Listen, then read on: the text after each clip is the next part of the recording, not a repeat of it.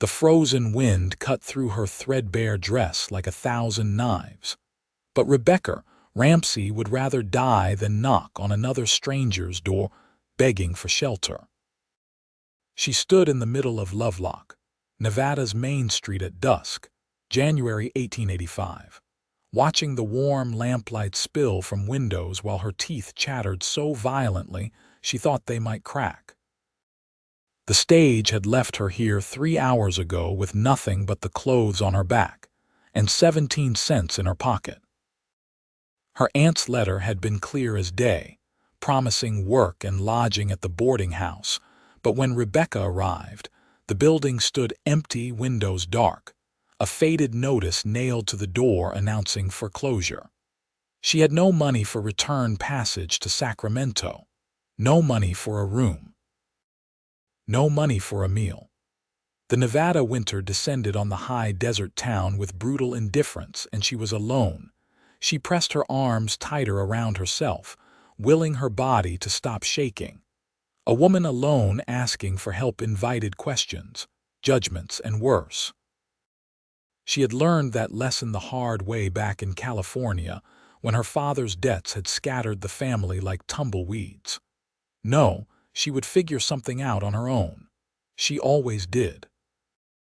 "Miss, you planning on freezing to death out here? Or is this some kind of statement I am not educated enough to understand?" The voice came from behind her, deep and tinged with concern rather than mockery. Rebecca spun around, her vision swimming slightly from cold and hunger. A man stood there, tall and broad-shouldered, maybe 25 or 26 years old, wearing a heavy sheepskin coat and a dark Stetson that shadowed his face. Even in the dimming light, she could see the sharp line of his jaw and the directness of his gaze. "I am fine, thank you," Rebecca managed through her chattering teeth, the lie so transparent it embarrassed her even as she spoke it. "No, you are not." He took a step closer, and she could see him better now. He had the weathered look of a man who spent his days outdoors, with sun-creased eyes that nonetheless held unexpected gentleness. "You are shaking hard enough to rattle bones. How long have you been standing out here? That is not your concern." She tried to inject authority into her voice, but it came out thin and reedy. "Well, I am making it my concern." He shrugged out of his coat with quick efficiency and held it toward her. "Here." Rebecca took an involuntary step backward. "I cannot accept that." "Why not?" "Because I do not know you. Because I have nothing to give in return. Because—" her voice broke slightly. "Because I cannot." He stood there holding the coat, studying her with an intensity that made her want to look away. Then he did something unexpected. He simply draped the coat over a nearby hitching post and stepped back, hands raised in a gesture of peace. "Fair enough. The coat will stay right there. I am going into the hotel to have my supper. If that coat happens to walk away while I am eating, well, I guess that is just the mysterious ways of Nevada wind." He tipped his hat. "Name is Kane Keller. I work the Double K Ranch about 5 miles south of here. And you are freezing, miss, whether you want to admit it or not." He turned and walked toward the Lovelock Hotel, his boots crunching on the hard, packed dirt. Rebecca watched him go, her entire body screaming for the warmth of that coat, her pride screaming equally loud against taking charity.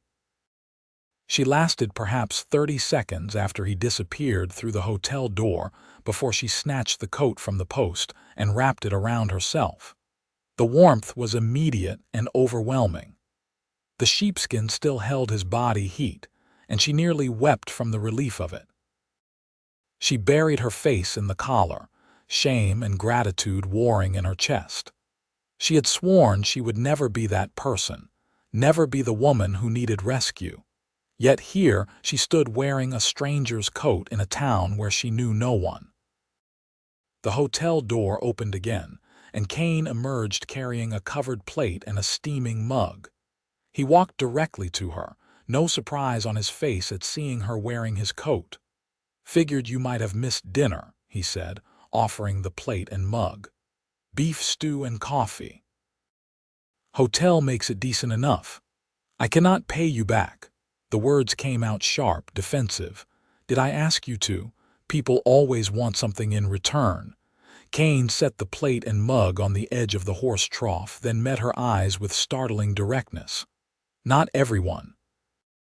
And not for everything. He paused, seeming to weigh his next words carefully. You look like you have been carrying the weight of the world long enough that you forgot how to set it down for a minute. Whatever shame you are feeling, whatever brought you to standing alone in the cold rather than asking for help, that ends here. Right now. You hear me? Rebecca stared at him, something in his words cracking through the careful walls she had built. Her vision blurred with sudden tears, and she blinked them back furiously. I do not even know you, she whispered. Then let's fix that. I am Kane Keller, like I said. 26 years old, been working ranches since I was 14, lost my parents to scarlet fever when I was 20. I like my coffee strong, my horses fast, and I have precisely zero tolerance for watching people suffer when I can do something about it. He gestured to the food. Now eat before it gets cold, and then we will figure out what comes next. She wanted to refuse. Every instinct told her to hand back the coat, reject the food, and maintain her independence. But her body betrayed her, reaching for the mug with trembling hands. The coffee was hot and bitter and perfect, and the first sip sent warmth cascading through her. Rebecca Ramsey, she said quietly. 22 years old. Came here because my aunt was supposed to have worked for me, but her boarding house is closed. I have 17 cents and nowhere to go. Kane nodded slowly, no pity in his expression, just understanding. And you have been too proud to ask anyone for help. Pride has nothing to do with it. She set down the mug and met his gaze. You have no idea what it is like to be a woman alone in a strange town, the assumptions people make, the prices you are expected to pay for kindness. You are right. I do not know what that is like. He leaned against the trough, crossing his arms. But I do know what it is like to be so determined to handle everything alone that you would rather suffer than risk trusting someone. I know what it is like to think accepting help makes you weak. He paused. And I know what it is like to be wrong about that. Rebecca picked up the plate and took a tentative bite of stew. It was good, hearty, and well-seasoned, and her empty stomach clenched gratefully around the warmth. She had not eaten since yesterday morning. Why do you care what happens to me? She asked between bites. Kane pushed his hat back slightly, revealing more of his face. He had brown eyes, she noticed, dark and steady. Because 6 years ago, I was 17 and alone after my parents died. I had nothing but the clothes on my back and a stubborn refusal to ask for help. Man named James Kingston found me sleeping in his barn, half-starved, trying to steal grain for breakfast. He could have shot me. Should have, by the law. Instead, he gave me a job, a place to sleep, and a chance. Taught me everything about ranching, about horses, about being a man worth something. He looked out at the darkening street. James died last year, left me the ranch in his will. The Double K Kingston's ranch became Keller's ranch, but it is still his in all the ways that matter. And one of the last things he told me was that the only way to honor what he gave me was to pass it forward. So I am your good deed. Rebecca heard the bitterness in her own voice and hated it. No, Kane said firmly. You are a person in trouble and I am a person who can help. That is not charity. That is just being human. He straightened up. Now, here is what I am offering, and you can take it or leave it with no judgment either way. The Double K needs a housekeeper. Previous one left 2 months ago to marry a miner in Virginia City. I have been managing on my own, but the place is a disaster. I will pay you fair wages, room and board included. You will have your own space in the house, a door that locks, and I will not touch you or bother you or expect anything beyond honest work. You want references? I can have a dozen ranchers and townspeople vouch for my character. You want to leave after a day or a week or a month, you leave, and I will pay you for the time you worked. Rebecca stared at him, searching for the catch, the hidden expectation. Why would you offer that to someone you just met? Because you need work, and I need help. Because you seem capable and honest, and because I remember what it felt like to be desperate. He pulled a small leather wallet from his vest pocket and extracted a card. That is the address for Sheriff Dawson. He has known me since I was a kid. You go talk to him right now if you want. Ask him whether Kane Keller is trustworthy. Ask him whether any women have complained about me or whether I have any kind of reputation you should worry about. I will wait here. She took the card with shaking fingers that had nothing to do with cold anymore. This was too good, too convenient, too much like an answer to prayers she had been too proud to pray, which meant it had to be too good to be true. I need to think about it, she said. Fair enough.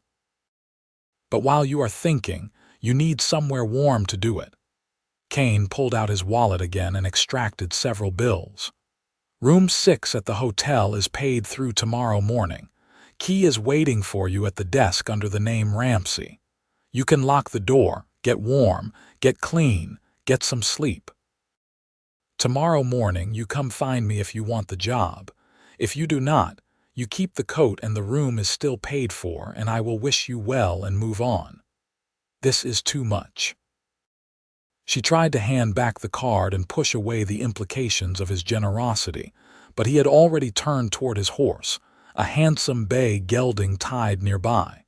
Shame ends here, Rebecca. You remember that. He swung into the saddle with easy grace. I will be at the general store tomorrow morning around 9. You can find me there if you want to talk more. Before she could respond, he had nudged the horse into motion and was riding down the street, leaving her standing there with a warm coat around her shoulders, food in her stomach, and the promise of a safe place to sleep. She looked down at the card in her hand, Sheriff Martin Dawson, Lovelock, Nevada, and then up at the hotel where light glowed welcomingly in the windows. Every fiber of her being wanted to reject this, to prove she did not need anyone's help. But the alternative was freezing on the street or accepting far worse offers from men with far worse intentions.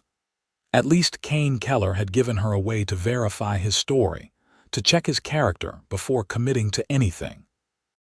She walked to the sheriff's office first, even though exhaustion made her legs feel like water. Sheriff Dawson turned out to be a weathered man in his 50s with shrewd eyes, and a manner that suggested he did not suffer fools. He listened to her careful questions about Kane Keller with growing understanding, wondering if the offer is legitimate or if he is the kind who expects payment in ways you do not want to give, he said bluntly. That about right, Rebecca nodded, grateful for his directness. Kane Keller is one of the most decent men I know, the sheriff said. Honest to a fault. Works harder than anyone has a right to expect. When James Kingston took him in, that boy turned his whole life around. Never touches liquor beyond a single beer on Saturday nights. Never been in trouble, never caused trouble. Goes to church most Sundays when the circuit preacher comes through. He paused. And I know for a fact that when Sally Morrison's husband died last year, leaving her with 3 kids and a failing farm, Kane spent every Sunday for 2 months helping get that place back in order. Never asked for a dime, never made any improper advances. The man is just genuinely good, Miss Ramsey. They exist, though I will grant you they are rare enough to be surprising. And his offer of work, legitimate. I know he has been struggling to keep the ranch house in order since Martha left. Man can run cattle and break horses like nobody's business, but he cannot cook to save his life, and the dust in that house probably has dust of its own by now. The sheriff leaned back in his chair. "You want my advice? Take the job. Get yourself on solid footing. Kane will treat you right, and if he does not, you come straight to me and I will handle it.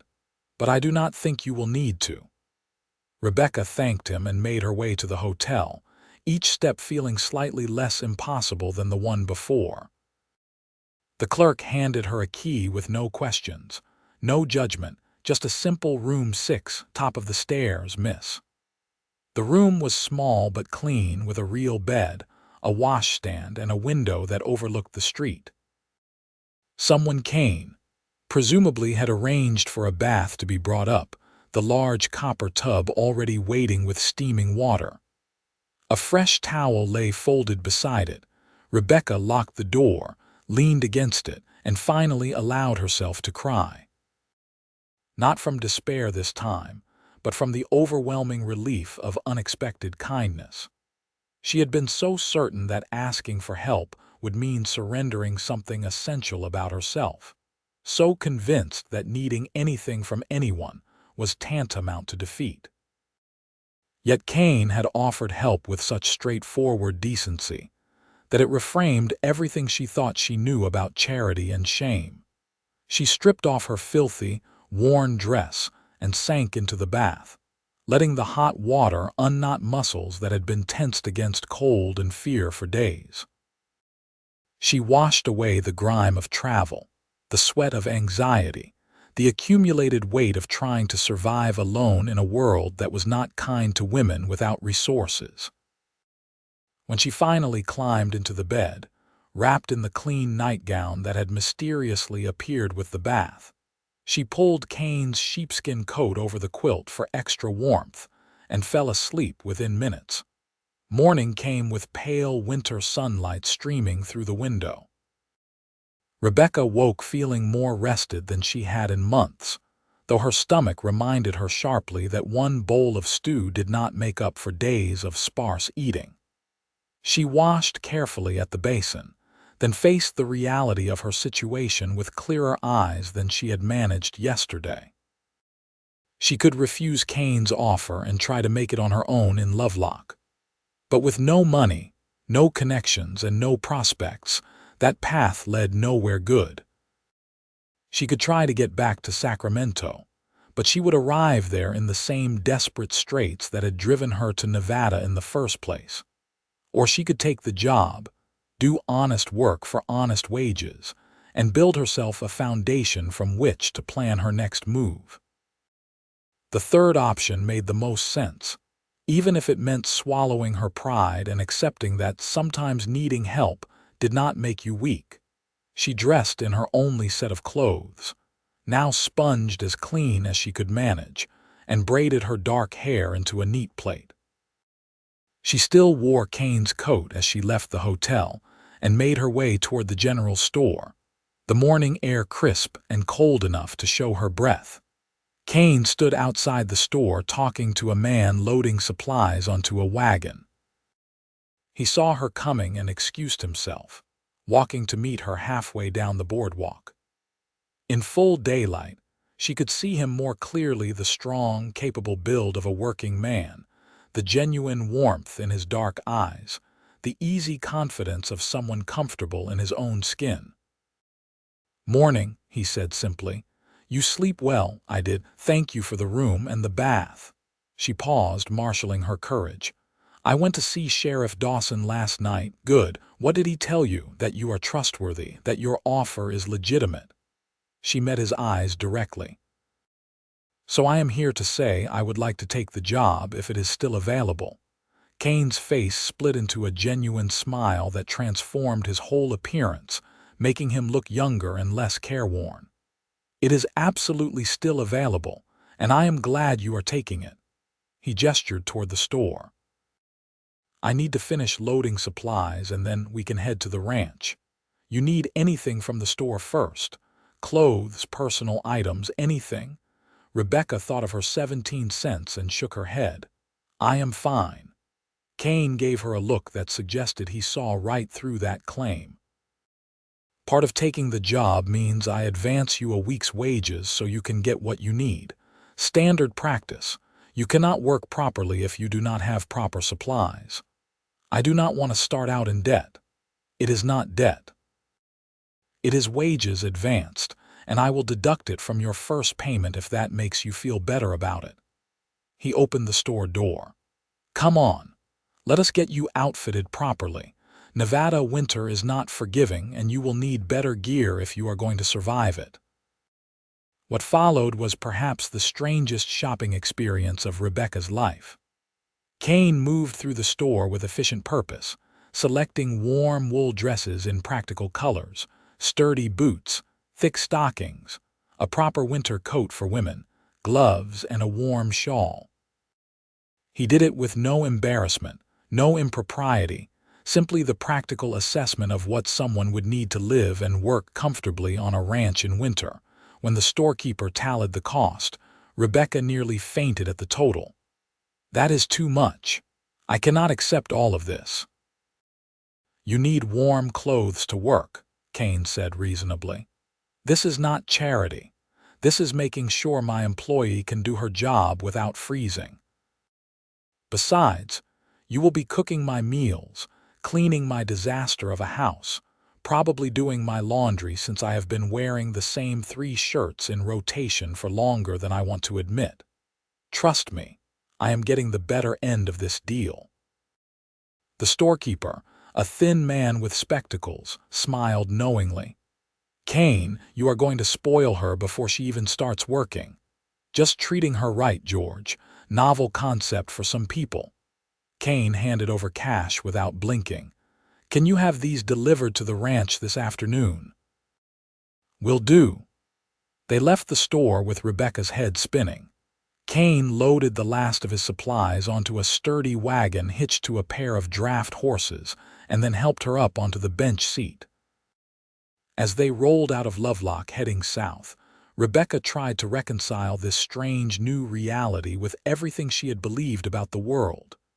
You are awfully quiet, Kane observed after they had been driving for several minutes. I am just trying to understand why you are doing all of this. I told you why. You told me about James Kingston and paying it forward, but people do not actually live like that. People look out for themselves. Kane was quiet for a moment, guiding the horses around a rough patch in the road. Most people, maybe. But James taught me that the kind of man you become is determined by what you do when nobody is forcing you to do anything.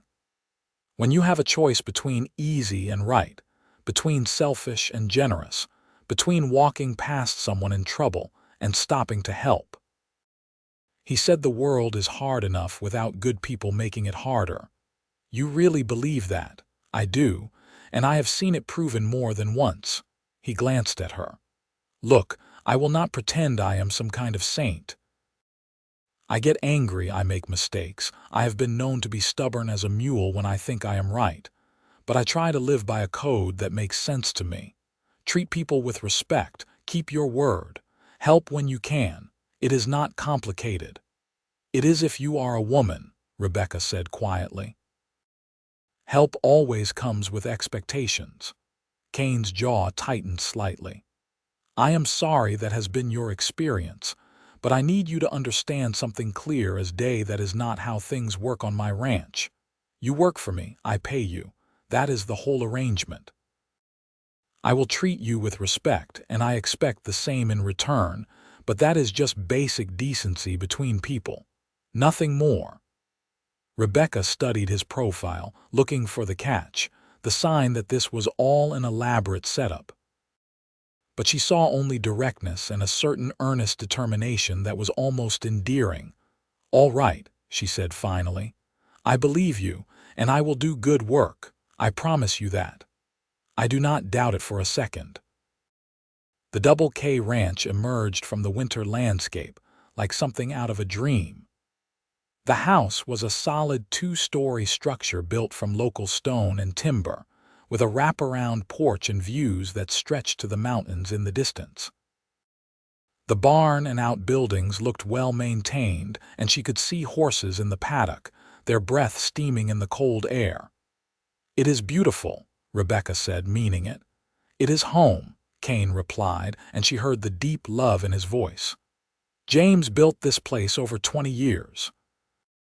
Piece by piece, year by year, now it is mine to keep building. He pulled the wagon to a stop near the house. Come on, I will show you around. The inside of the house confirmed everything Kane had said about his housekeeping abilities. The main room was spacious and well built, with a large stone fireplace and good furniture. But dust covered every surface, and clutter had accumulated in corners. The kitchen showed evidence of a man cooking for himself with minimal skill, and even less inclination to clean up properly afterward. I warned you it was a disaster, Kane said, looking slightly embarrassed. I have seen worse, Rebecca said diplomatically, though she immediately began mentally cataloging everything that needed to be done. Your room is upstairs, last door on the right. It has a good lock on it. Key is in the door. Used to be the guest room. Windows face east so you will get morning sun. Mattress is decent. I think Martha seemed to like it well enough.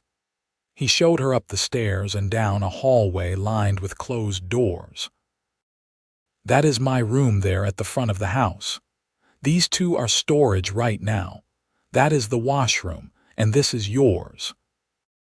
The room was larger than she expected, with a real bed covered in a wedding ring quilt, a wardrobe, a dresser with a good mirror, and those promised east-facing windows that currently showed the mountains glowing pink with morning light.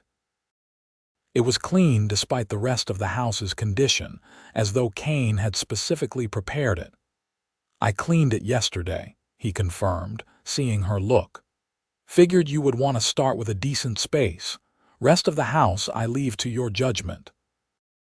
I will try not to make messes faster than you can clean them, but I have been batching it for a while now, so I have developed some bad habits. Rebecca set her small bundle of possessions on the bed and turned to face him. What are my actual duties? You said housekeeper, but I want to understand exactly what is expected. Fair question. Cooking 3 meals a day unless I am out on the range, in which case I take care of my own midday meal. Keeping the house clean and organized. Doing laundry mine and yours both. No reason to separate it. Basic mending if you know how to sew, though I can handle my own tack repair. Maybe helping with the vegetable garden come spring, though that is optional. He leaned against the door frame. I run cattle and horses, so I am usually out working from dawn until late afternoon. I can fend for myself for breakfast most days if that is easier for you, but I would appreciate a decent supper. And honestly, just having the place not look like a cyclone hit it would improve my life considerably. I can do all of that, Rebecca said. What about supplies? Shopping? Managing the household accounts? I will give you household money each week. You keep track of what we need and let me know when supplies run low. I go into town most Saturday mornings for supplies and to catch up with folks, so you can either give me a list or come along if you prefer. He straightened up. As for wages, I am thinking $25 a month plus room and board. That is what I paid Martha, and she seemed to think it fair. If you think it should be different, we can discuss it. $25 a month was more than Rebecca had hoped for. It was honest wages for honest work, enough to save money and build towards some kind of future. That is more than fair. Good. Then we have an agreement. Kane offered his hand to shake, and after a moment's hesitation, Rebecca took it. His grip was firm and warm and blessedly brief. Nothing lingering or inappropriate about it. Over the next several days, Rebecca threw herself into transforming the Double K house into something resembling an organized home. She cleaned with the fervor of someone who needed to prove her worth, scrubbing floors, beating rugs, washing windows, and organizing the chaos that Kane had lived in for months. The work was hard but satisfying, and she fell into bed each night exhausted in a way that felt earned rather than defeated. Kane, for his part, proved to be exactly what he had promised, a respectful employer who kept his distance and made no demands beyond what they had agreed. He rose before dawn to tend the animals and work the ranch, came in for supper hungry and tired, and spent his evenings doing paperwork or mending tack by the fire. He was quiet company, not overly talkative but not uncomfortably silent either, and Rebecca found herself gradually relaxing in his presence. "You have been cooking better than any restaurant in 3 counties," he said one evening about a week after she arrived, finishing his second helping of beef pie. "I forgot what it was like to eat food that actually tastes like something.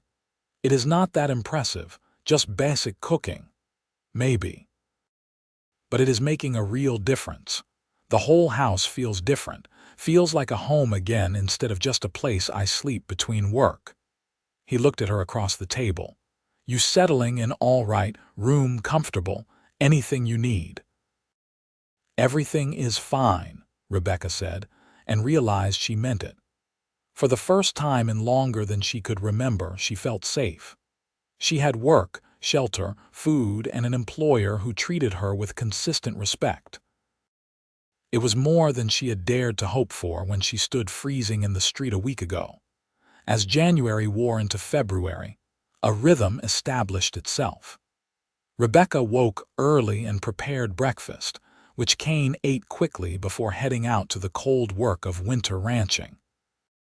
She spent her days managing the household, cooking, cleaning, and gradually putting her own stamp on the organization of the place. Kane came in for supper. They ate together at the kitchen table, and then they spent quiet evenings in the main room, her usually mending or reading from the small collection of books Kane owned, him working on accounts or equipment repair. They talked more as the days passed, tentative conversations that gradually deepened into something more substantial. Rebecca learned that Kane had grown up in Carson City, that his father had been a blacksmith and his mother a schoolteacher, that losing them had nearly destroyed him before James Kingston offered salvation in the form of hard work and purpose. Kane learned that Rebecca's father had been a shopkeeper who made bad investments and worse decisions, that her mother had died when Rebecca was 15, that Rebecca had spent the last 7 years trying to hold together a family that ultimately scattered anyway. "Your father's still alive?" Kane asked one evening in late February as snow fell softly outside. "As far as I know. Last I heard he was in San Francisco trying some new scheme. He has not written in over a year." Rebecca kept her voice neutral, but Kane must have heard the hurt underneath. "That is hard. Family should not treat each other that way. Family should not do a lot of things." She set down her mending. "My father was not a bad man exactly, just weak. He made promises he could not keep and borrowed against a future that never came. By the time everything fell apart, he owed money to half of Sacramento. I worked as a seamstress, tried to help, but it was not enough. Eventually he just left, said he was going to make his fortune and come back for us. That was 2 years ago. And your aunt, the one who was supposed to have work for you here, my mother's sister. We exchanged letters a few times after everything fell apart. She knew I was struggling, and she wrote saying she had a boarding house here in Lovelock and could use help running it. Turns out that was 3 months ago and the situation must have changed. Her letter never reached me, or maybe she just could not bring herself to tell me the truth." Rebecca looked at the fire. "Either way, I arrived to nothing. If you had not found me that night, I do not know what I would have done." Kane was quiet for a moment. "You would have figured something out. You are tougher than you think." "How would you know? You barely know me." "I know you stood in the freezing cold rather than beg for help from strangers. I know you went to verify my story before accepting my offer. I know you have been working harder than I pay you for because you want to prove yourself worthy of basic decency.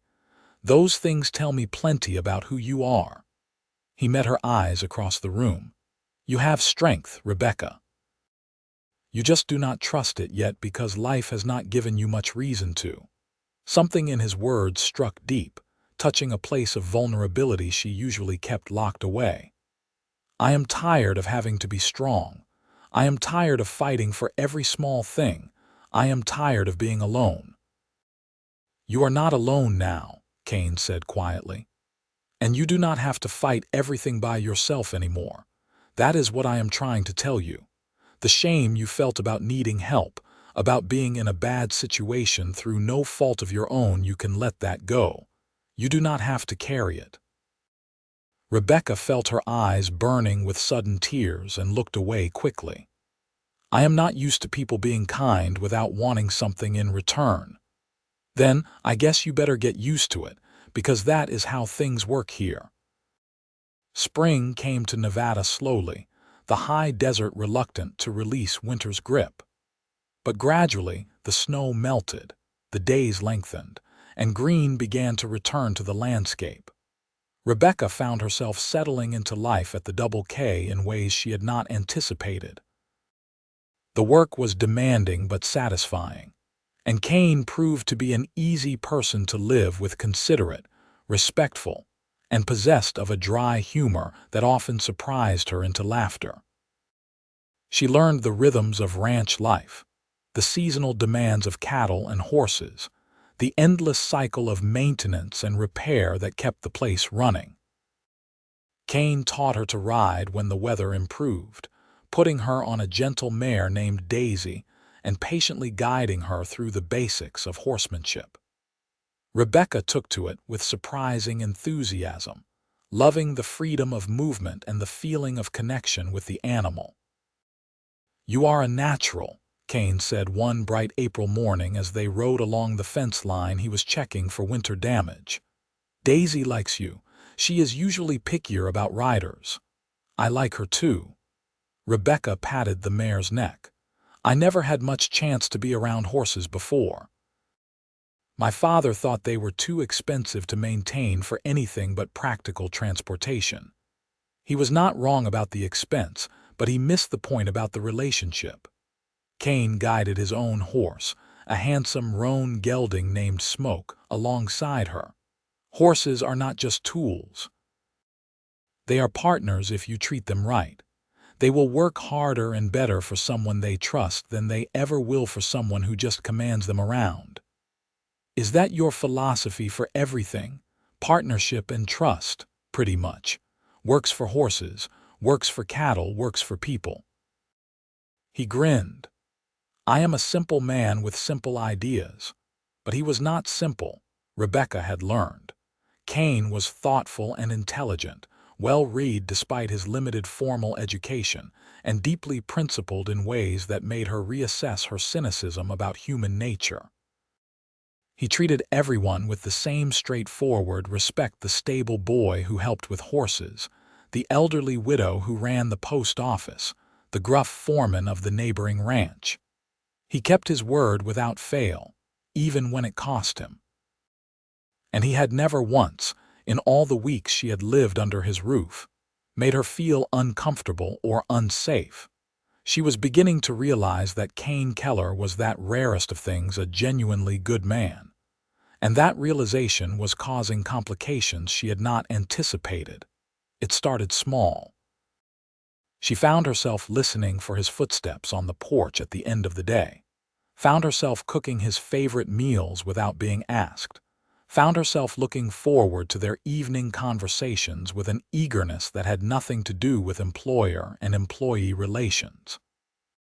She noticed details she had no business noticing: the way his hair curled slightly at the nape of his neck when he needed a haircut, the laugh lines around his eyes, the surprising gentleness of his hands when he worked with the horses or repaired something delicate. She was developing feelings for him, real feelings, dangerous feelings. Rebecca tried to ignore it to maintain proper professional distance, but it became increasingly difficult as spring deepened into early summer. Kane seemed to be struggling with something similar, she noticed. He started finding excuses to be in the house more during the day, asking her opinion on things that probably did not require her input, lingering over supper conversations longer than necessary. She caught him watching her sometimes with an expression she could not quite read, something between longing and uncertainty. The situation came to a head on a warm evening in May. Rebecca was in the garden she had planted behind the house, pulling weeds from around the young vegetable plants. She heard boots on the path and looked up to see Kane approaching, still dusty from a day spent moving cattle to higher pasture. "Garden is looking good," he said, stopping a respectful distance away. "Thank you. I think we will have decent vegetables this summer if the weather cooperates." She sat back on her heels, wiping her forehead with the back of her hand. "How did the cattle move go?" "Good. Got them settled in the upper range. Should have good grazing there for the next few months." He hesitated, then sat down on the edge of the garden bed, clearly working up to something. "Rebecca, I need to talk to you about something." Her heart started beating faster. "All right. I want you to know that you have a place here for as long as you want it. The job is yours no matter what. I want to be clear about that before I say anything else." He looked at her directly, and she saw nervousness in his eyes for the first time since she had known him. "But I need to be honest about something that has been building for a while now."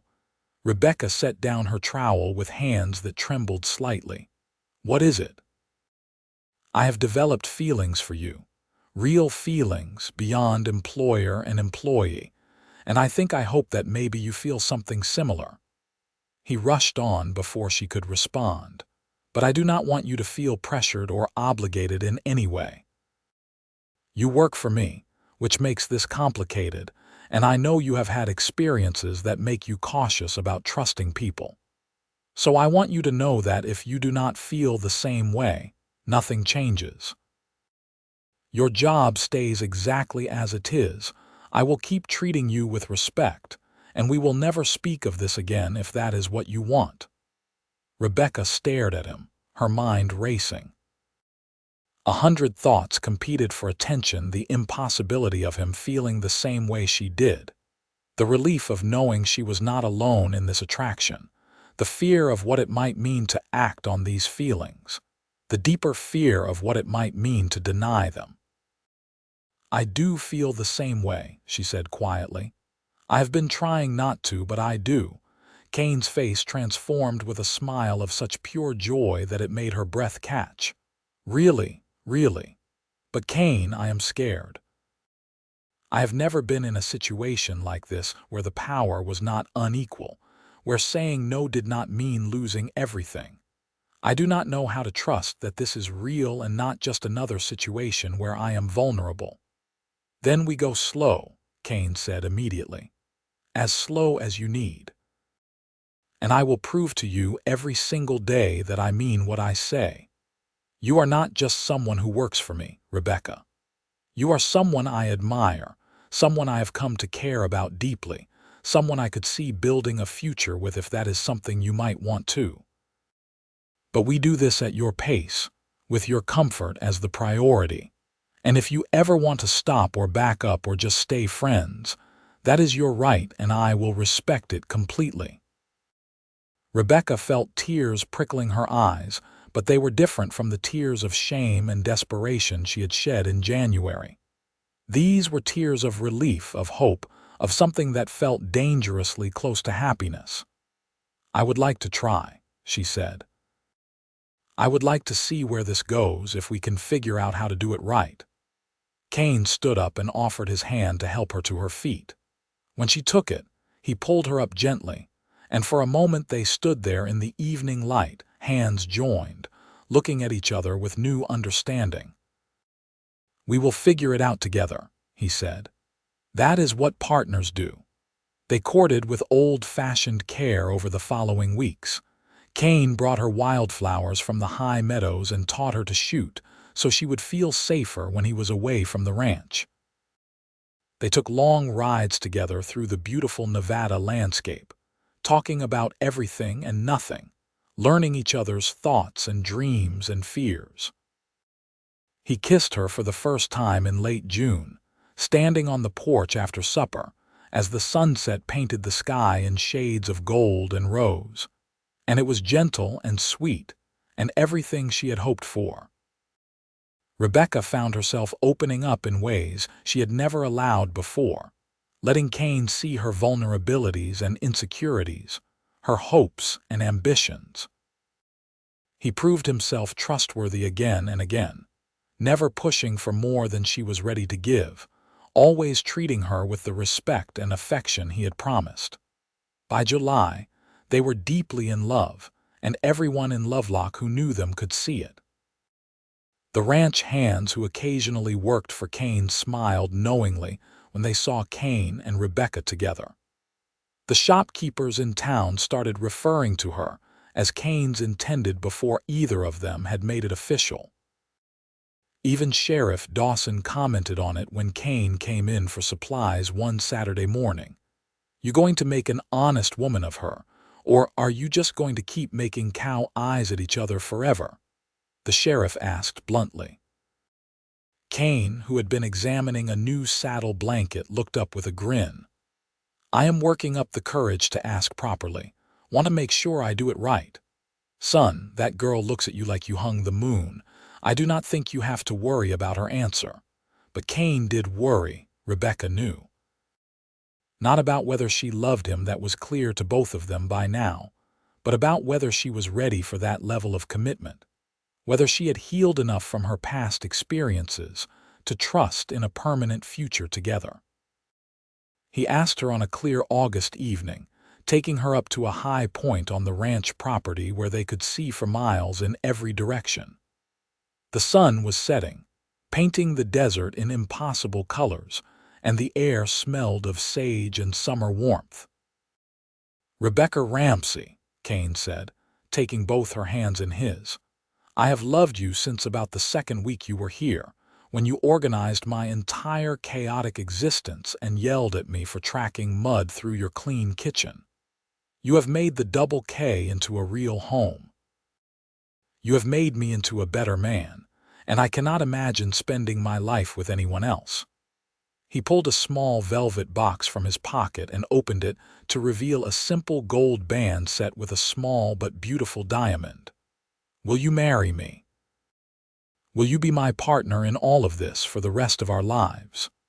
Rebecca looked at the ring, at Kane's hopeful face, at the landscape stretching around them in the fading light. She thought about the woman who had stood freezing in Lovelock's Main Street 8 months ago, too ashamed to ask for help, too proud to admit she needed anyone.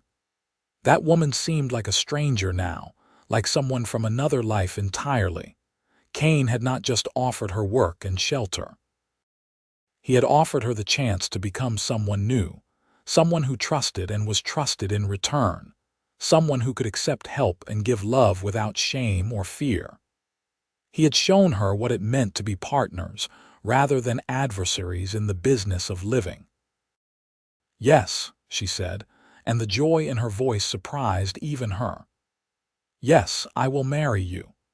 Kane slipped the ring on her finger and kissed her properly, deeply, in a way that promised the future they would build together. When they finally broke apart, both breathless and smiling, Rebecca leaned against his chest and looked out at the view. "I keep thinking about that first night," she said quietly. "How close I came to freezing rather than asking for help. How sure I was that I had to handle everything alone. You were doing what you thought you had to do to survive. There is no shame in that. But there is freedom in letting go of it. That is what you taught me. That shame ends when we decide it does, when we stop letting fear and pride make our decisions for us." Kane wrapped his arms around her and they stood together watching the stars emerge in the darkening sky. "We are going to have a good life," he said. "Not always easy because ranching never is, but good, real, built on things that matter." "I know," Rebecca said. "I believe that now." They were married in September, a small ceremony in the Lovelock church with half the town in attendance. Rebecca wore a cream-colored dress she made herself, and Kane wore his best suit with a new hat for the occasion. Sheriff Dawson stood up as Kane's best man, and the woman who ran the general store stood up for Rebecca. It was simple and heartfelt and perfect in every way that mattered. The years that followed proved Kane's prediction right. Life was not always easy. There were hard winters and dry summers, cattle lost to disease and predators, financial tight spots, and the endless demanding work of running a ranch. But they faced it all together, true partners in every sense. Their first child, a son they named James after Kane's mentor, was born in the spring of 1887. He had Kane's dark eyes and Rebecca's quick smile, and watching Kane with the baby made Rebecca fall in love with him all over again. Kane was a devoted father, gentle and patient, teaching his son about horses and cattle and the land with the same care James Kingston had once shown him. 2 years later, a daughter arrived, Rose, named for Rebecca's mother. She was fierce from birth, demanding and opinionated, and Rebecca adored her completely. Then came another son, Thomas, in 1891, quieter than his siblings but with a keen intelligence that showed early. The Double K prospered under their joint management. Rebecca's organizational skills and Kane's ranching expertise proved to be a powerful combination. They expanded their land holdings, improved their breeding stock, and earned a reputation throughout Pershing County for quality cattle and fair dealing. Other ranches sought Kane's advice on horse training, and Rebecca became known for her hospitality and her involvement in starting a proper school for Lovelock's growing population of children. Through it all, the foundation of their relationship remained the same trust and partnership that had started that January night when a desperate woman stood too ashamed to ask for warmth, and a cowboy said shame ends here. They worked side by side, raised their children with love and discipline, and built a legacy that honored both James Kingston's gift and their own hard work. On a summer evening in 1899, Kane and Rebecca sat on their porch watching the sunset while their children played in the yard. James, now 12, was teaching 10-year-old Rose to rope a fence post, while 8-year-old Thomas sat absorbed in a book.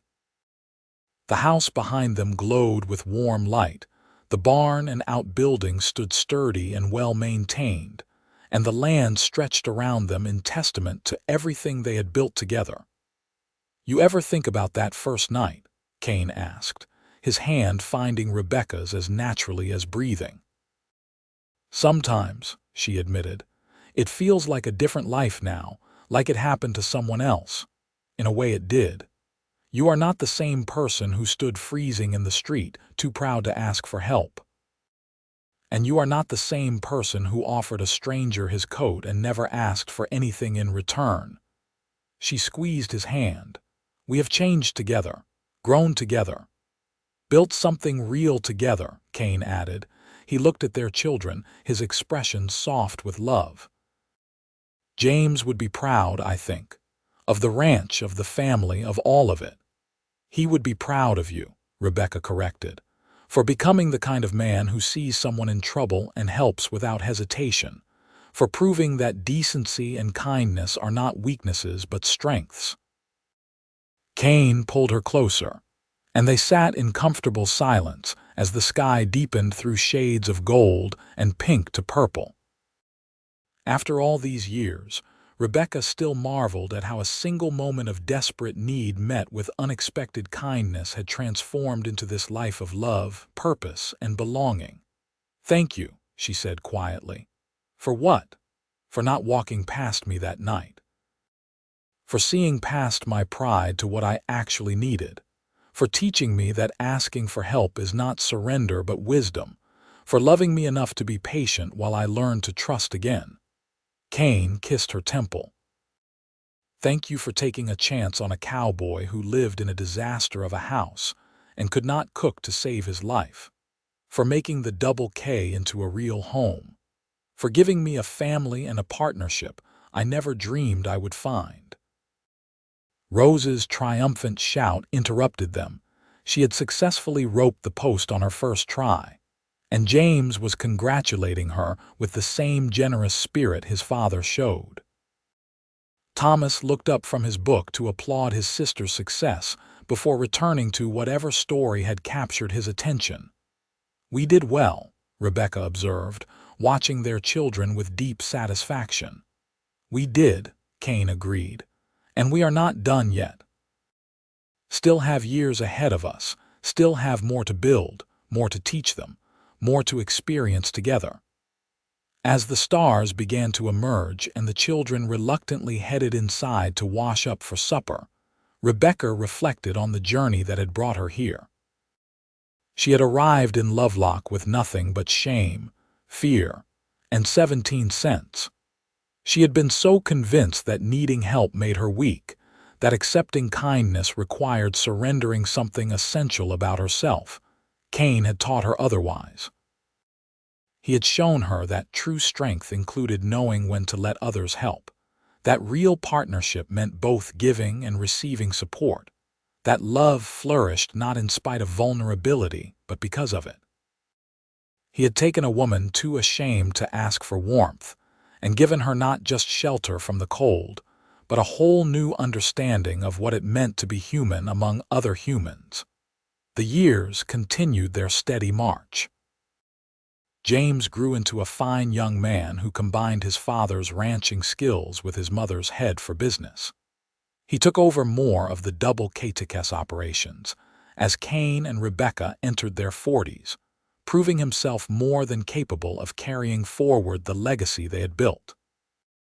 Rose, true to her fierce nature, shocked everyone by becoming interested in veterinary medicine, unusual for a woman but not impossible, and Kane and Rebecca supported her ambitions wholeheartedly. Thomas discovered a talent for writing and began corresponding with newspapers throughout Nevada, his keen observations about ranch life and the changing West finding an eager audience. In 1905, James married a schoolteacher from Winnemucca, a smart and capable young woman named Elizabeth who fit into the family as though she had always been there. Their first child, a daughter they named Rebecca after her grandmother, arrived in 1906, and holding her granddaughter for the first time made Rebecca weep with joy. Kane, now in his mid-40s, showed no signs of slowing down. He still rose before dawn to work the ranch, still moved with the easy confidence of a man completely at home in his world. But he took more time now to simply enjoy what they had built, to sit on the porch with Rebecca in the evenings, to teach his grandchildren to ride, to appreciate the fullness of a life well lived. Rose left for San Francisco in 1907 to study under one of the few veterinarians willing to take on a female apprentice. It was hard to see her go, but Rebecca understood the pull of ambition and the need to pursue your own path. They corresponded regularly, thick letters full of Rose's observations about animal medicine and city life, and she came home every Christmas loaded with stories and gifts. Thomas moved to Carson City in 1909 to work for the Nevada State Journal. His articles about rural life and the changing dynamics of the West earning him recognition and respect. He too came home regularly, often bringing fellow journalists who wanted to see ranch life firsthand and hear the stories of how Nevada was evolving from wild frontier to established state. Through all the changes and evolution, the core of Kane and Rebecca's relationship remained constant. They still talked every evening, still made decisions together, still treated each other with the respect and affection that had characterized their partnership from the beginning. After more than 20 years of marriage, they knew each other's thoughts and moods with the ease of long familiarity, could communicate with a look or a touch, anticipated each other's needs without being asked. "We are getting old," Kane observed one morning in 1910, looking at his reflection in the mirror as he shaved. His hair was more gray than brown now. Lines marked his face, and his hands showed the wear of decades of hard work.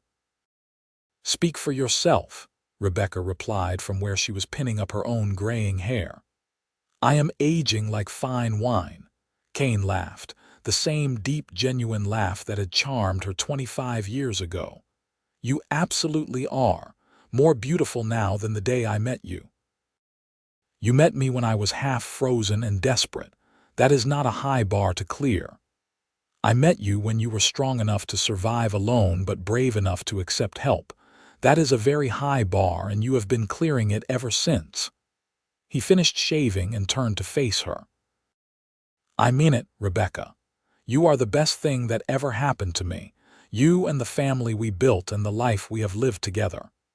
She crossed to him and straightened his collar, a gesture of affection she had repeated thousands of times over the years. "The feeling is entirely mutual. You took a woman who thought she had to fight the world alone and showed her what partnership actually means." "We showed each other," Kane corrected. "That is what marriage is, teaching each other how to be better than you could be alone." That same year, James and Elizabeth had their second child, a son they named Kane after his grandfather. Old Kane, as he was now called to distinguish him from young. Kane held his namesake and marveled at the continuation of the family line, at how something that started with him being too stubborn to walk past a freezing woman had rippled forward into this new generation. Rose returned from San Francisco in 1911, now qualified as a veterinary assistant and determined to establish a practice in Nevada. She set up shop in Lovelock, becoming the first female veterinarian most people in the region had ever encountered.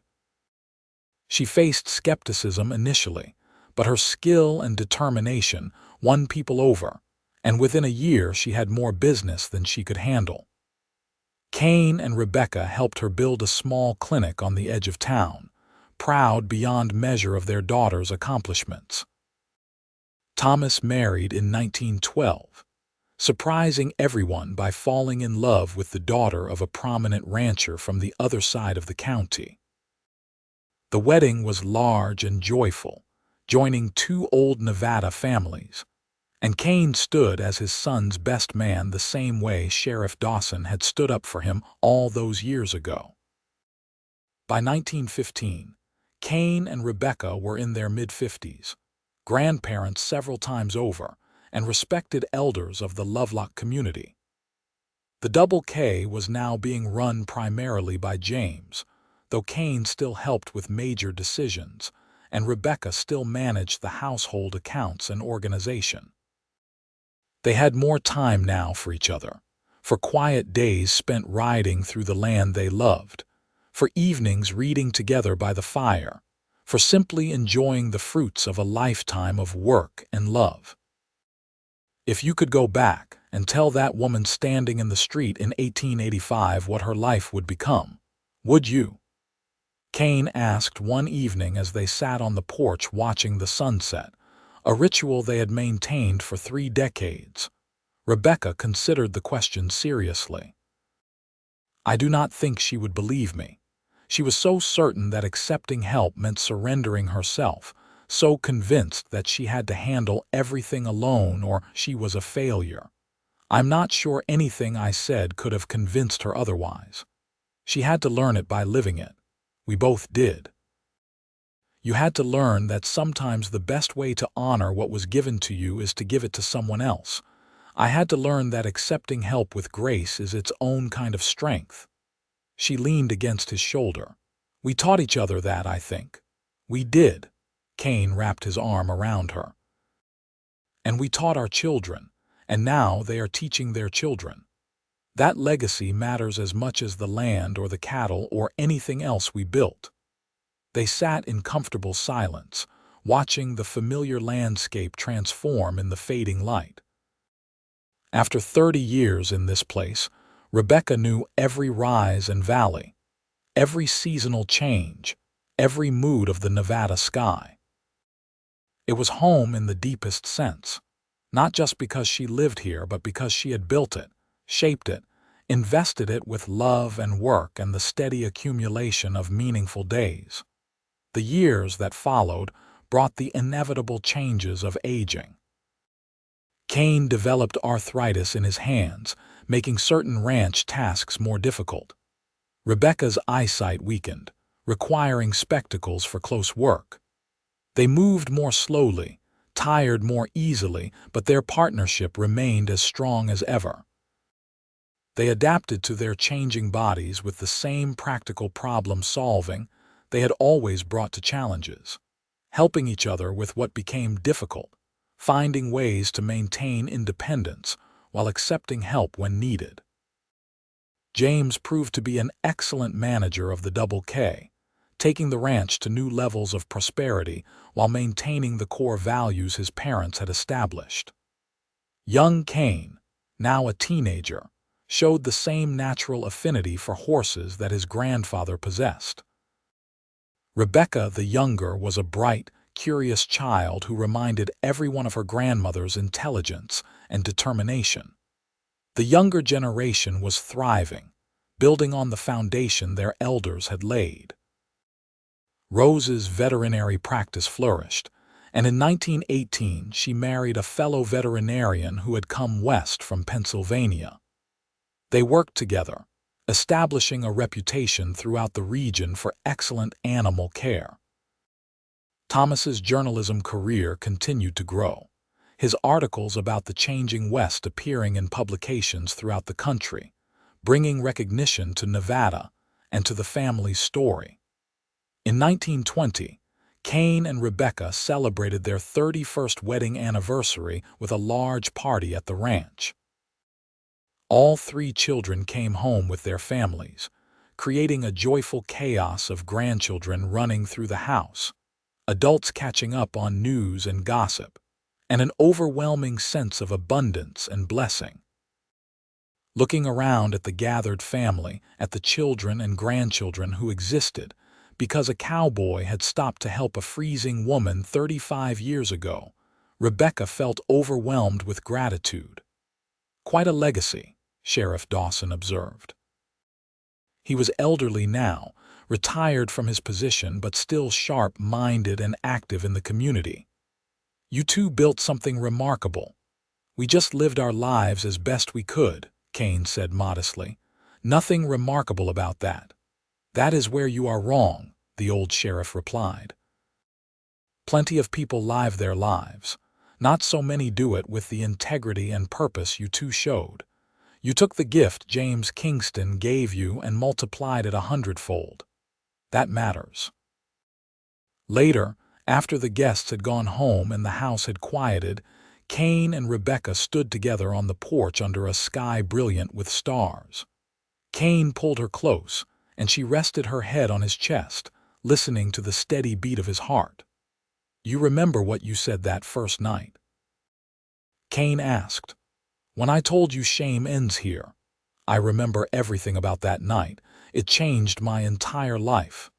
You said you could not accept my coat because you had nothing to give in return, but Rebecca, you gave me everything. You gave me a home, a family, a partnership that made me better than I could have been alone. You gave me purpose and joy and love beyond anything I imagined possible.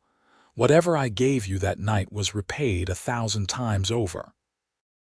Rebecca lifted her head to look at him, this man who had seen past her pride and fear to offer help with no strings attached, who had proven day after day for 3 decades that his kindness was genuine and his love was real. "We gave each other everything," she said. "That is what real partnership means. Not keeping score, not calculating who owes what, but giving freely and receiving graciously and building something together that neither of us could have built alone." Kane kissed her, gentle and familiar and still capable of making her heart race even after all these years. "I would do it all again," he said. Every hard winter, every financial struggle, every challenge and setback, I would do it all again to have this life with you. So would I, Rebecca whispered, without hesitation or regret. They stood together in the starlight, surrounded by the land they had nurtured and the legacy they had built, grateful for the journey that had brought them from that frozen January night to this moment of perfect peace. The shame that had kept Rebecca from asking for warmth had indeed ended that night in 1885, replaced by trust, love, and the deep security of true partnership. The Double K Ranch continued to thrive through the 1920s, adapting to new technologies and methods while maintaining the core values of hard work, integrity, and respect for the land. Kane and Rebecca moved into their 60s with grace, still active and engaged but increasingly content to let the younger generation take the lead. They took joy in their expanding family. More grandchildren arrived, each one a fresh blessing, each one carrying forward the family legacy in their own unique way. In 1925, the town of Lovelock held a celebration of its 40th anniversary, and Kane and Rebecca were honored as among the community's founding families. Standing before the gathered townspeople, Rebecca reflected on how far she had come from that desperate woman who arrived with 17 cents and no prospects. She spoke briefly about the importance of community, of helping each other, of remembering that everyone struggles sometimes, and that offering help with dignity and receiving it with grace were equally important skills. Kane, when asked to speak, simply said, "James Kingston taught me that the measure of a man is what he does when no one is forcing him to do anything. I have tried to live by that, and Rebecca has helped me do it better than I ever could alone. Whatever good we have done here in Lovelock has been because we had each other, and because this community gave us the space to build something meaningful." As they walked home that evening, arm in arm through the familiar streets, Rebecca said, "You never did tell me why you stopped that night." "Really stopped, I mean. Plenty of people must have walked past me. Why did you decide to help?" Kane was quiet for a moment, considering. "I saw myself," he finally said. "Saw that 17-year-old kid too proud to ask for help, too afraid of judgment to admit he needed saving. I saw what would have happened to him if James Kingston had walked past, and I thought, what if someone needs what I was given? What if I walk past and they freeze or starve or give up? How could I live with myself knowing I had the power to help and chose not to? You saved my life that night." "We saved each other," Kane corrected. "You gave my life meaning beyond just surviving and working. You taught me that love was worth the risk of vulnerability, that family was something you build through choice and commitment, not just blood. You made me whole in ways I did not even know I was incomplete." Rebecca squeezed his arm, too moved to speak for a moment. After all these years, Kane could still surprise her with the depth of his feeling, the genuine thoughtfulness with which he approached the world. The late 1920s brought changes to the American West. Automobiles became common, replacing horses for many transportation needs. Radio brought news and entertainment from distant cities. The world was modernizing rapidly, and while the Double K adapted where necessary, it maintained its fundamental character as a working cattle ranch rooted in traditional values. Kane and Rebecca's children were all successful in their own ways. James ran the Double K with skill and wisdom, expanding the operation while maintaining sustainable practices. Rose's veterinary practice had become essential to the region, and she had trained several assistants to help meet the demand for her services.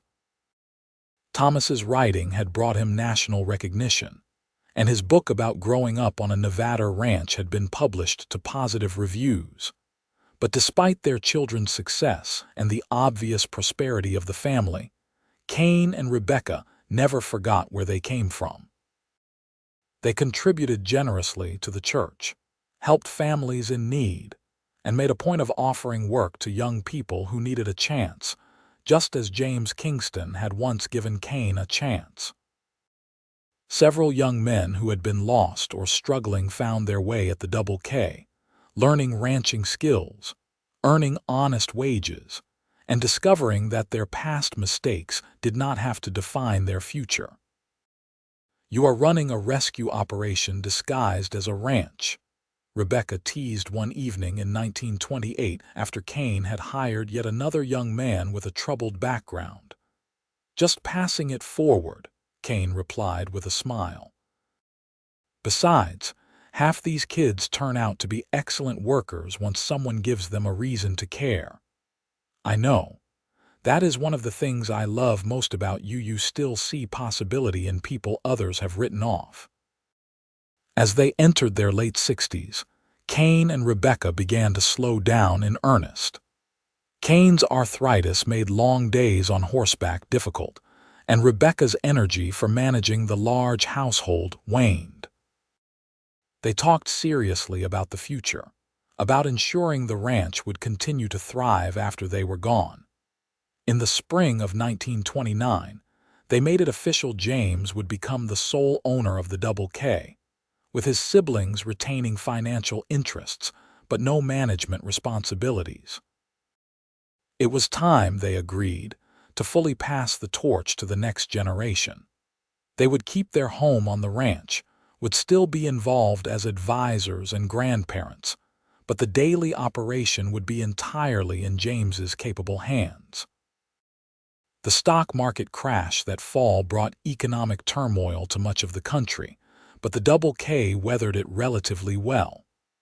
Years of conservative financial management and diversified income meant they were not devastated the way many were. They tightened their belts, reduced some expenses, but continued to provide employment for their workers even when it would have been more profitable to let them go. "This is when character matters," Kane said firmly when James questioned whether they could afford to keep everyone on payroll through the downturn. "When times are hard, you take care of the people who have taken care of you. We will make it work." They did make it work, though it required sacrifice and creativity. The loyalty it engendered, both among their workers and in the wider community, proved invaluable as the country slid into the Great Depression. The Double K became known as a fair employer, a place that treated people right even when it was not the most economically advantageous choice. Through the early 1930s, as the Depression deepened and drought compounded the economic misery across much of the West, Kane and Rebecca found themselves in the strange position of being the elders everyone looked to for wisdom and stability. They had lived through hard times before, had built something lasting through determination and mutual support, and people wanted to know how they did it. "There is no secret," Rebecca told a group of younger wives who came seeking advice one difficult winter. "You do what needs to be done, you help each other, and you remember that hard times do not last forever. Kane and I started with nothing less than nothing. We built what we have through work and partnership and refusing to give up. You can do the same." In the summer of 1935, Kane and Rebecca celebrated their 50th wedding anniversary. The party was enormous, held at the ranch with what seemed like half the county in attendance. All three children were there with their families, and the house overflowed with grandchildren, 8 now, ranging from toddlers to young adults. Friends and neighbors came from across the region to celebrate the couple who had become something of a legend in Pershing County. Sheriff Dawson, now ancient but still clear-headed, stood to offer a toast. 50 years ago, I told a young woman asking about Kane Keller that he was one of the most decent men I knew. Half a century later, I stand by that assessment. But what I did not know then was that Kane would find a partner equally decent, equally committed to building something meaningful. Kane and Rebecca, you have shown this community what real partnership looks like. You have built a legacy of integrity, generosity, and love that will outlast all of us. Congratulations on 50 years, and may you have many more. The applause was thunderous, and Rebecca found herself crying happy tears as Kane squeezed her hand. Looking around at the assembled crowd, at their children and grandchildren, at the friends and neighbors who had become family, at the testament to a life well lived that surrounded them, she felt a completeness that transcended mere happiness. "Not bad for a woman who was too ashamed to ask for warmth," Kane whispered in her ear. "Not bad for a cowboy who did not know how to walk past someone in need," she replied. That night, after everyone had gone home and the house had quieted, Kane and Rebecca walked through the ranch in the moonlight, moving slowly but steadily through the familiar landscape. They stopped at the high point where Kane had proposed 50 years ago, looking out at the silver-washed desert stretching to the mountains. "You think we did it right?" Kane asked quietly. "Built something worth having?" Rebecca took his weathered hand in hers, their fingers interlacing with the ease of 50 years of practice. "We built a family. We built a legacy of treating people with dignity and respect. We showed that partnership means giving and receiving in equal measure, that love is not diminished by being shared but multiplied. We proved that one act of kindness can ripple forward through generations." She turned to look at him. "Yes, my love, we did it right." Kane pulled her close, and they stood together under the vast Nevada sky, grateful for the journey that had brought them from that desperate January night to this moment of profound peace and satisfaction. The shame that had once defined Rebecca's existence had been transformed into pride, not the defensive, isolating pride that made her refuse help, but the quiet pride of someone who had built something meaningful and lasting. As they walked back to the house, Rebecca reflected on the strange and beautiful trajectory of her life. She had arrived in Lovelock expecting work at a boarding house, and found instead a cowboy who saw past her pride to her need, who offered help without expectation of return, who showed her that shame ends when we decide it does. That single encounter had blossomed into 50 years of partnership, love, and purpose. The Double K Ranch stood as a testament to what two people could build when they combined their strengths and supported each other through difficulties. It was more than land and cattle and buildings. It was a living legacy of love, hard work, and the radical decision to treat each other with consistent respect and affection. Kane and Rebecca's final years together were peaceful ones. They spent their days enjoying their grandchildren, offering advice when asked, and simply appreciating the life they had built. Kane still rode when his arthritis allowed, moving slowly through the land he loved. Rebecca still managed to cook occasionally, though her granddaughters-in-law had largely taken over the household work. They read together, talked for hours, and enjoyed the comfortable silence of two people who knew each other completely. In the spring of 1938, Kane fell ill with pneumonia. Despite the best care available, including devoted attention from Rose with her veterinary knowledge adapted to human treatment, he weakened steadily. Rebecca stayed by his side through it all, holding his hand, reading to him, reminding him of all the good years they had shared. "I am not afraid," Kane told her one evening when they both knew his time was short. "We had a good life, Rebecca, better than I ever dreamed possible. I loved you every day of it, and I am grateful for every moment."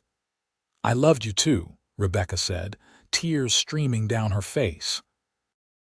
"You saved me, Kane, in every way a person can be saved." "We saved each other," Kane corrected one last time. His voice was weak but certain. "That is what love does." He died peacefully the next morning with Rebecca holding his hand and their children gathered around. He was 78 years old, and he had lived a life of purpose, integrity, and love. The funeral was attended by what seemed like everyone in Pershing County and beyond. Kane Keller had touched countless lives through his generosity, his fairness, and his unwavering commitment to treating people with dignity. The church overflowed with mourners, and the stories shared about him painted a picture of a man who lived his values every single day. Rebecca bore her grief with the same strength she had shown throughout her life. She missed Kane with an ache that never fully subsided, but she found comfort in their children and grandchildren, in the legacy they had built together, in the knowledge that they had loved each other well and truly for more than half a century. She lived for 7 more years, remaining active and engaged with the family and community. She spent time with her grandchildren, sharing stories of the early days, of building the ranch, of the adventures she and Kane had shared. She made sure they understood the values that had guided her life, the importance of partnership, the strength required to ask for help, the grace needed to offer it without strings attached. On a warm evening in September 1945, Rebecca passed away peacefully in her sleep at the age of 82. She died in the house she and Kane had turned into a home, surrounded by the legacy of love they had built together. Her children and grandchildren mourned her deeply, but also celebrated a life extraordinarily well lived. Rebecca was buried next to Kane on the high point where he had proposed 60 years earlier, the spot where they used to watch sunsets together. The view stretched to the mountains, encompassing the land they had loved and nurtured for so many years.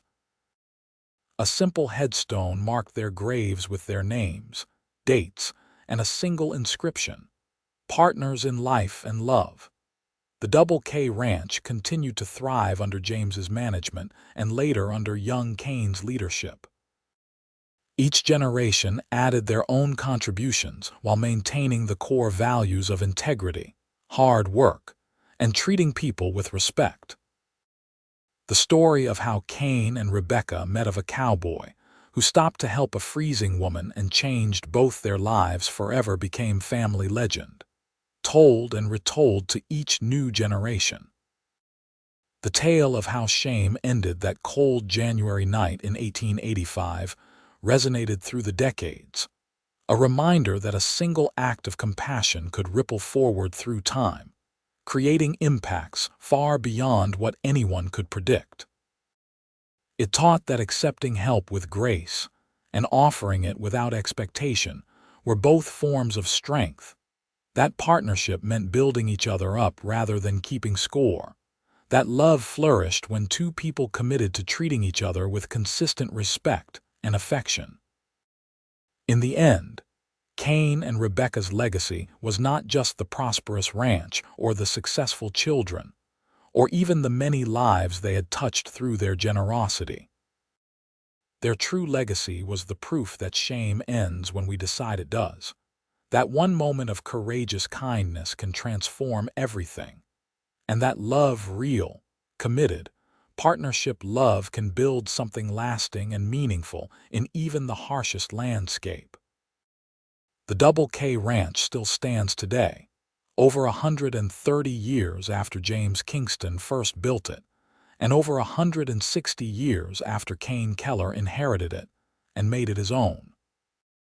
The great-great-grandchildren of Kane and Rebecca work the land now, carrying forward the values their ancestors established, remembering the story of how their family began with a woman too ashamed to ask for warmth, and a cowboy who said shame ends here.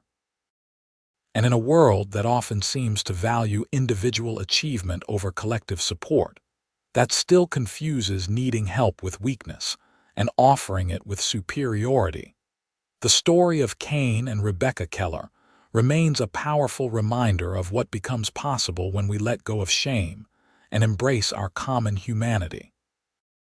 They proved that we are strongest not when we face everything alone, but when we have the courage to build true partnerships, to ask for help when we need it, and to offer it freely when we can. Their love story, born from desperation and kindness in a frozen Nevada street, became a legacy of integrity, partnership, and commitment that lasted not just their lifetimes but echoed through generations, touching countless lives and proving that sometimes the most powerful things in life begin with the simple decision to see another person's need and respond with compassion. Shame ended that January night in 1885, and in its place grew love, family, purpose, and a legacy that endures.